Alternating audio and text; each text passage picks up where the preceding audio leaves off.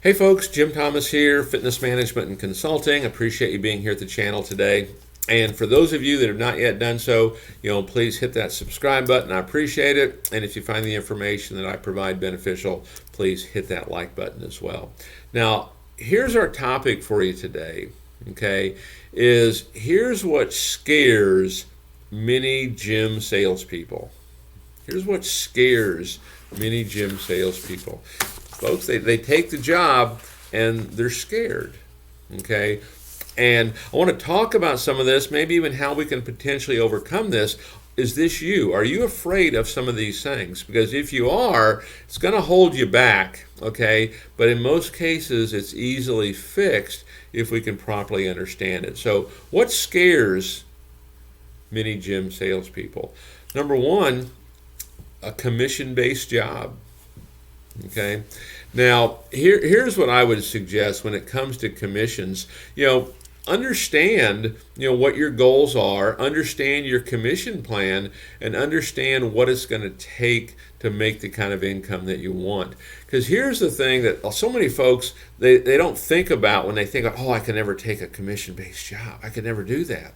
Okay, if you're a worker, okay, if you're a hard worker, if you have a great attitude, if you're coachable, if you're a student of the industry, if you're a high performer, embrace commission-based, because you will make more money than anybody else.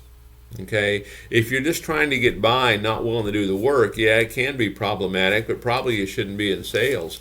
But if you're truly a high performer, you truly have goals and things that you want to do, a commission-based plan is the best thing for you, because you will outperform anybody else, that is on something that's a little more of a quote-unquote guarantee. Okay, so my suggestion is embrace that commission-based opportunity as a way to really excel and maximize, but you want to put together a plan on how you're going to do it. Okay, without that plan, you're sitting there worried, oh, I haven't made a sale, and indeed, you can become scared about that. Number two, prospecting, calling up strangers and kind of seeing where they're at. And so here's the thing about prospecting, okay? You're going to have to do it to really fill your pipeline. And I understand a lot of folks, there's a lot of hesitancy. I see a lot of gyms simply do not do it, okay? But understand, if you do it properly, it works. So first thing, look at yourself as a resource center. I'm a resource center to help you solve your problem. Whatever problem they have, I need to lose weight, need to get off medication, I can be that resource center for you. I can help you solve that problem. I can help you provide that solution. And then understand that everything is really process driven. And so on this, you can check other videos on how to make an outbound call. You can check other videos here on the channel on this, but check out how to make an outbound call, because how are we going to do this? I'm going to identify myself. Okay, I'm going to ask permission to speak. This is a great way to kind of get your confidence up. Is I'm calling, oh, hi Mary, this is Jim Thomas over at ABC Fitness Club. Mary, is this a good time for you? I ask permission to speak.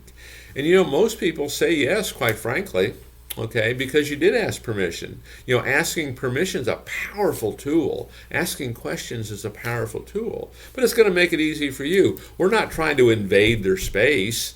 We're not trying to cram this down someone's throat. Mary, hey, did I catch you at a good time? Okay, it can be that simple. Most folks will say, well, sure, I've got a few minutes. Great.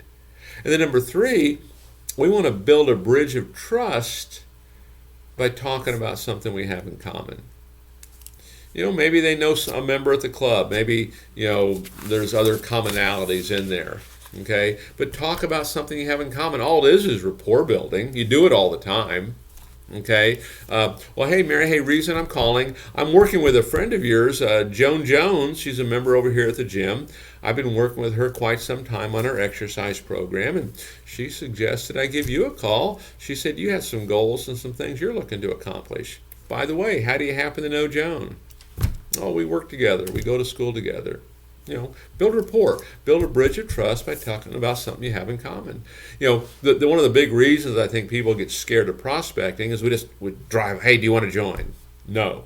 Okay, but if we follow these steps, you'd be surprised how this will change.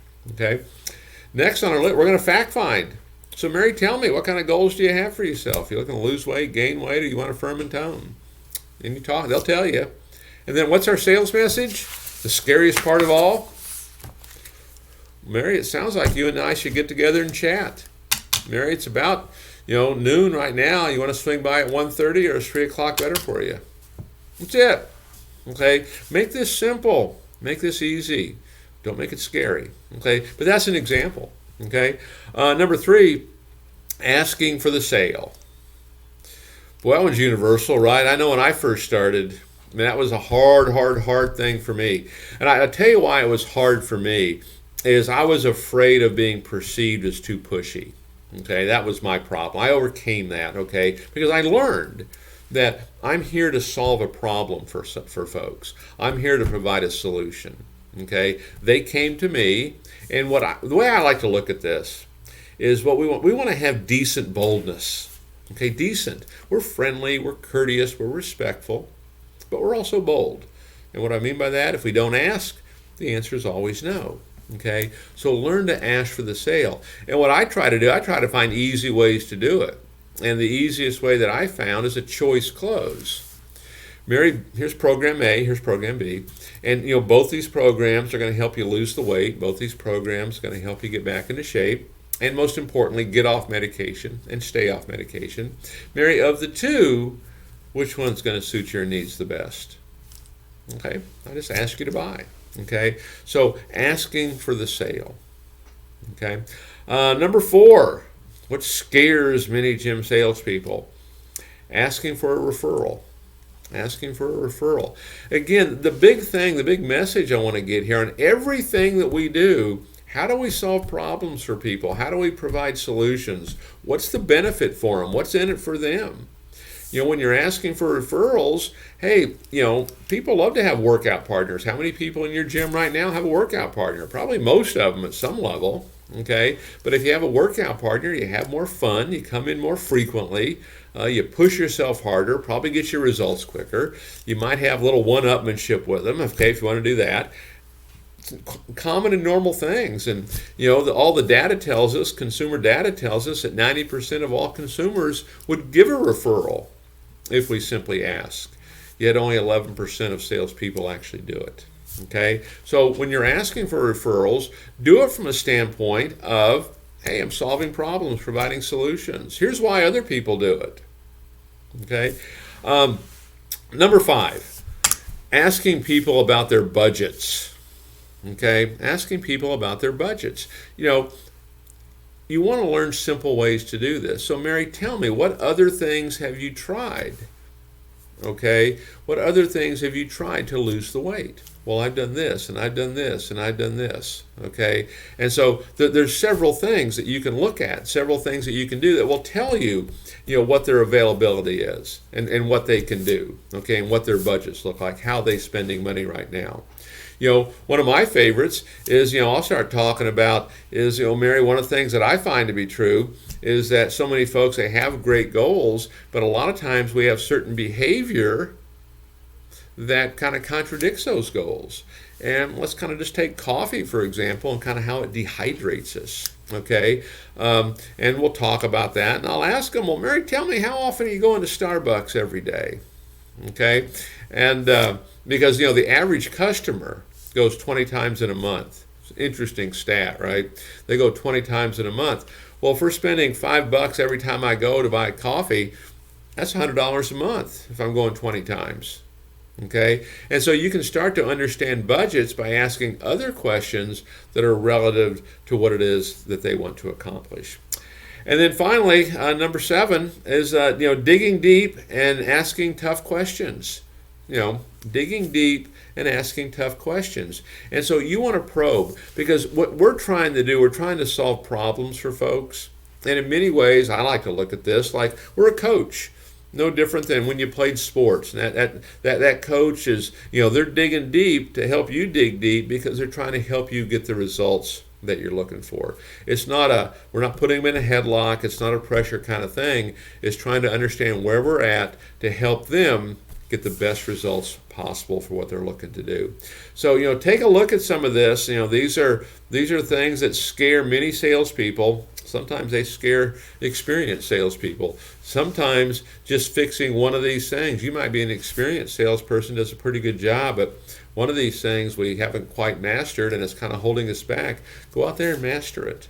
Okay, start off slow. Okay, start working on it. But these are the things that scare many salespeople. These are the things that hold back so many clubs in terms of being able to really serve a community, to get the results that they're looking for. Don't just wait for people to say yes. Okay, there won't be enough of them. We need to go out there and show them how to do it. And the reality is, think of all the great athletes and even business executives. They all have coaches at some level guiding them and directing them and even pushing them, but not pushing them in a bad way. It's kind of a tough love kind of way, right? Become that kind of person to help folks get the results that they're looking for. So folks, my name is Jim Thomas. My company is Fitness Management and Consulting. If you found the information beneficial, please hit that like button, and we'll look forward to chatting with you real soon.